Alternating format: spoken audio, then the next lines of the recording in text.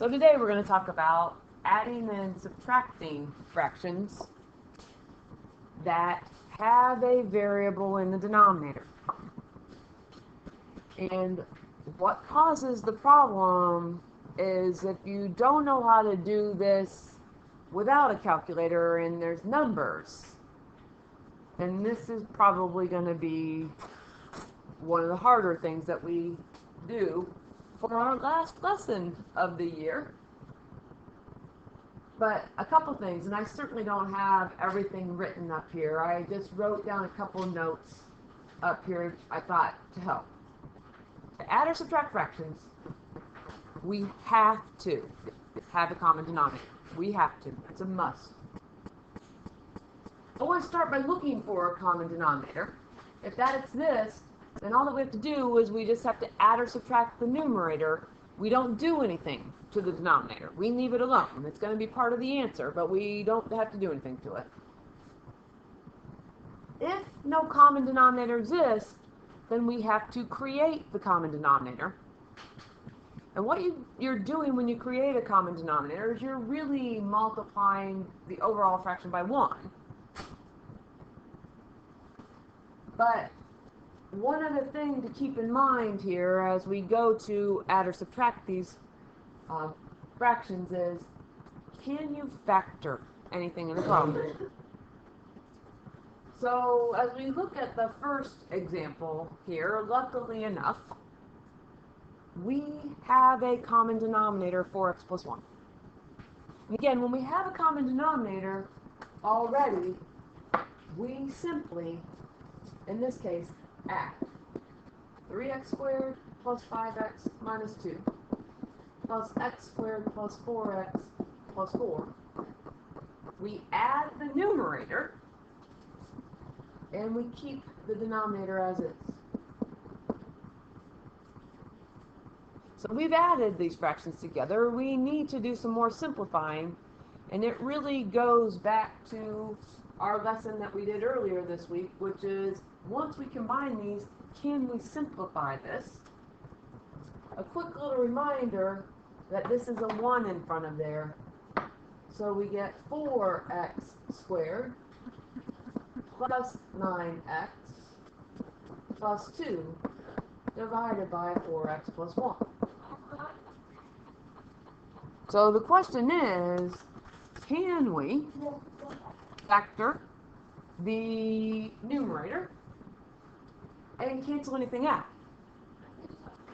So let's try it here. We can slide. And when we slide, we're left with x squared plus 9x plus 8. Easier to factor with x squared instead of 4x squared. And the factors of 8 that combine to be 9 are 1 and 8. Don't forget to divide. We're going to divide by what we slide by, which is the 4. So now we have x plus 1/4 and x plus 2. But let's bring the bottoms up. We're not going to see it until we do. Taking this 4 and moving it up so that we don't have a fraction in there means that we now have 4x plus 1 times x plus 2, and let's put that back in our problem. 4x plus 1 times x plus 2, because we factored the numerator, divide by 4x plus 1. And finally, do we have anything exactly the same in the top and in the bottom? We've got this 4x plus 1. And when we have that, then we can finish with our value of x plus 2. Now, that's when we have a common denominator. But we're not always going to have a common denominator. So when we look at our second example here, we don't have a common denominator.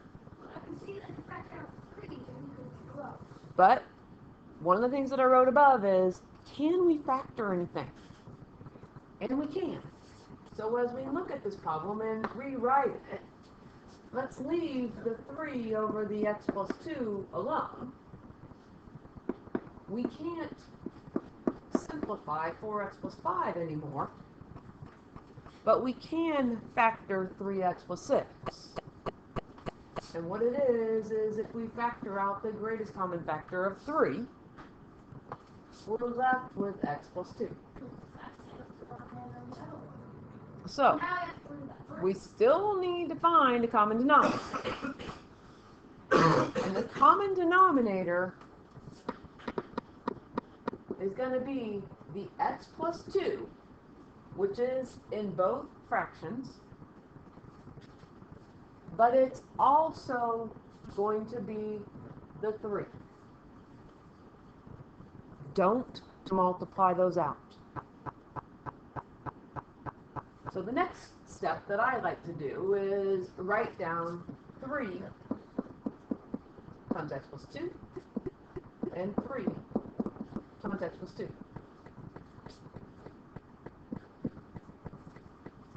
And the thing about this is, we didn't change anything in the second fraction. The denominator's 3 multiplied by x plus 2, so we're not going to change anything in the numerator, the top of the fraction. The other part, however, we did change something. Yeah, so And here's how I present it, and especially for people who aren't good with fractions with numbers even, is what did we put into the denominator that wasn't there in the first place? We already have a 3 up here, but what did we put into it? We had an x plus 2. Now we have 3 times x plus 2. What that means is we put a 3 into the denominator. Don't cancel anything. What we just did is we multiplied by 1. 3 divided by 3 is 1. We didn't change the value. We kept it in balance if you're in chemistry. Now what we can do is we can simplify this. We have a common denominator, which is 3x times 2. It's going to be the 3 times x plus 2. Again, I'm not going to multiply that together. 3 times 3 is 9. Once we have the common denominator, then we add the numerator. And then to finish, hopefully finish, we have 14, 9 plus 5, plus 4x, divided by 3, times x plus 2. Technically, I don't think we can do anything more. I will look at it. We could factor 14 plus 4x. The GCF is 2, so we have 7 plus 2x over 3 times x plus 2. But nothing cancels. I'm okay with either answer. Oftentimes, and actually on your homework, I wrote the answers on the back for this one. I left it in the top form.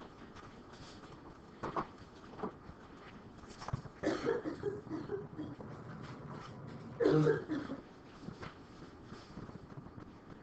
problem number 3, still adding. And when we add these two together, or in order to add these two together, we need to find a common denominator. And before we can find a common denominator, let's try to factor the x squared plus 12x plus 20. So the 5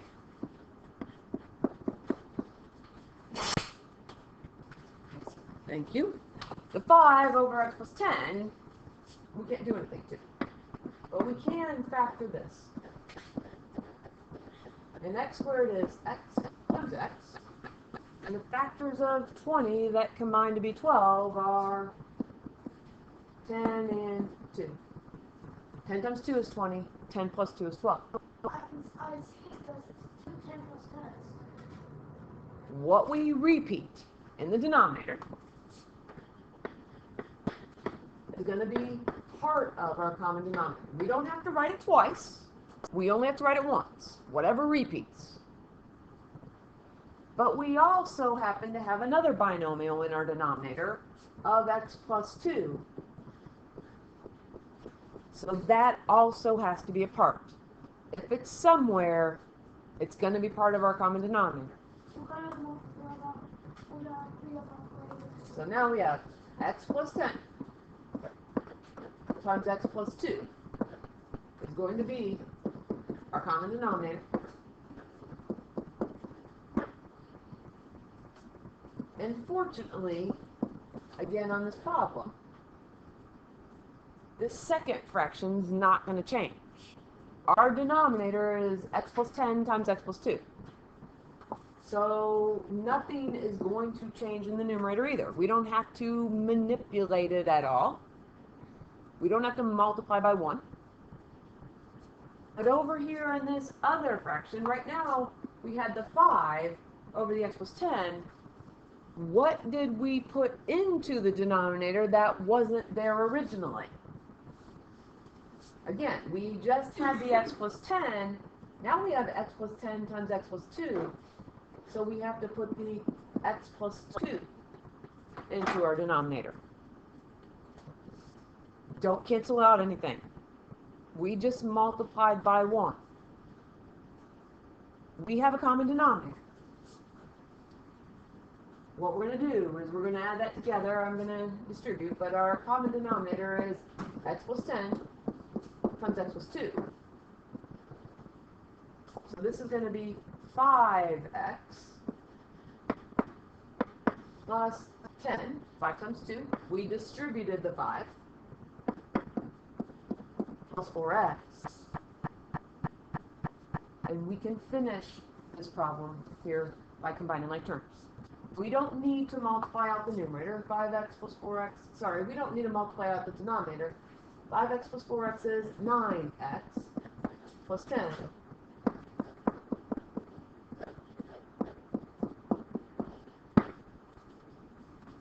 We can't factor anything in the numerator.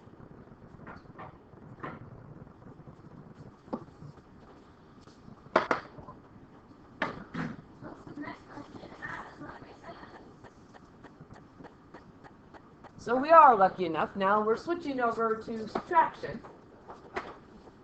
But we do already have common denominator, which is a must when we're adding or subtracting fractions, whether they have numbers in them or whether they have variables in them. Common denominators for adding and subtracting fractions. The thing that we need to be really careful about when we combine these is that this is 3x plus 7 minus, and I'm going to change that color there, minus every part of the numerator. So at some point in time, whether you show your work or not, we need to distribute that negative. So some people don't write that step down that I just wrote. But we need to distribute that negative, and that's what we have to be careful with. So we have 3x plus 7 minus x minus 3 divided by x squared minus 4, which I do notice can be factored. But let's get this fraction simplified before we get to that point. And we have 3x minus 1x, which is 2x. 7 minus 3 is 4, I thought so. Because not only can we factor the numerator, the top of the fraction, we can also factor the denominator, and I said that backwards. Not only can we factor the denominator, we can also factor the numerator. And the numerator has a GCF of 2. The denominator, once again, is the difference between two squares. X squared is x times x. 4 is 2 times 2. Difference between two squares, different signs. And what we see here when we look, do we have anything exactly the same in the top and in the bottom? So we end up with 2 divided by x minus 2. Very hard to get. So probably as we finish for the day in this last problem, we need to find the common denominator. And the thing is, x minus 3 is a binomial. X minus 1 is a binomial. Our only choice here is to multiply these two denominators together. And in fact, to find a common denominator, that will always work if you just multiply the denominators together. But I'm going to put the minus in red because that's important here, and we've got to be really careful with it.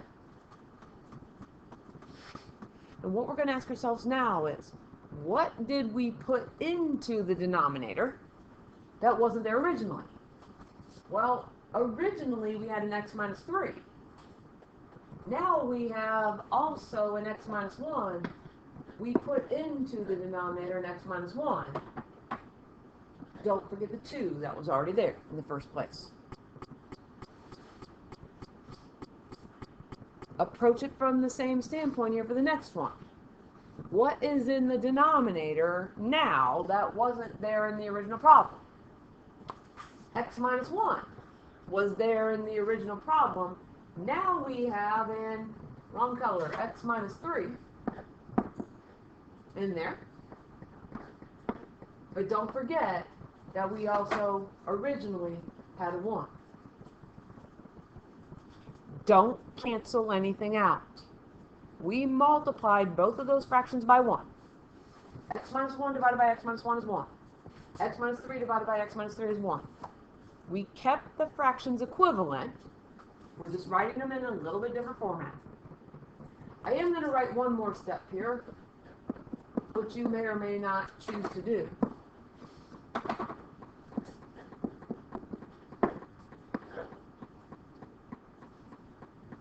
And that is, we've got x minus 3. So x minus 1 for our common denominator. I only write that to remind us one last time here that we need to distribute the negative.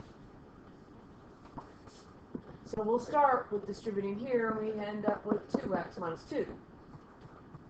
But over here, we get minus 1x. No, you don't have to write the 1. Negative 1 times negative 3 is positive 3. Divided by here. We distributed. So when we combine like terms, 2x minus 1x is x. Negative 2 plus 3 is 1. And then down here in the denominator, we have x minus 3 times x minus 1. We can't cancel anything. We don't have anything exactly the same in the top and the bottom. So there we've combined our fractions by subtraction. As you work on your homework tonight,